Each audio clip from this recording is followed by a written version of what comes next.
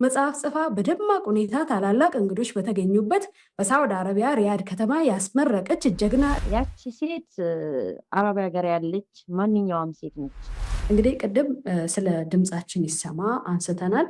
እንደ ኢትዮጵያ የዘመን አቆጣጠር በ2004 ላይ የእስልምናን የመብት ጥሰትን የማስከበር ትግል ነበረ። በዛ ትግል ውስጥ አንቺ ስምሽን እስከ መቀየር የደረስሽበት ተጨባጭ ነው እና ያለው እዛ ውስጥ ምን ምን ኃላፊነቶች ነበሩሽ?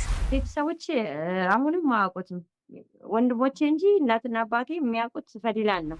እንግዲህ እንቅልፍሽን መስዋዕትነት አድርገሽ ጓደኞችሽን መስዋዕትነት አድርገሽ ነው የተለያዩ ነገሮች ቢዚ እንዳያደርጉሽ ከራስሽ አርቀሽ ጊዜሽን ተጠቅመሽበት ነው ማለት ነው ለዚህ ደረጃ የበቃሽው። እንደውም ስትማሪ የደረጃም ተማሪ ነበርሽ። ጥሩ ነጥቦችን በማስመዝገብ ነበር ስታጠናቅቅ የነበረው፣ እንደዛ ሰምቻለሁ። አንዲትን አረብ ሀገር ላይ ተጎሳቁላ ደክማ ለፍታ ወጣ ያለችን ሴት ቀና ለማድረግ ነው የመጡና ምናልባት ከበሩን ራሱ አይቶ ነው ይሄኛን አይመጥንም እና ካሁን በኋላ ሰው ተሸካሚ መሆን አለብን ብሎ ተሰብስቦ የመጡ ይመስለኛል።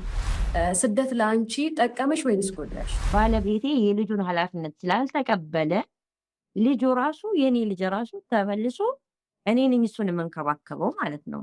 በአጭሩ ይሄ የአረብ ሀገር ሴት ህይወት ነው እና ምንድነው ይሄ ግሩፕ ለየት የሚያደርገው ከገንዘብ ነፃ ነው ስልሽ ገንዘብ ነክ ነገር እዛ ግሩፕ ላይ አይወራም።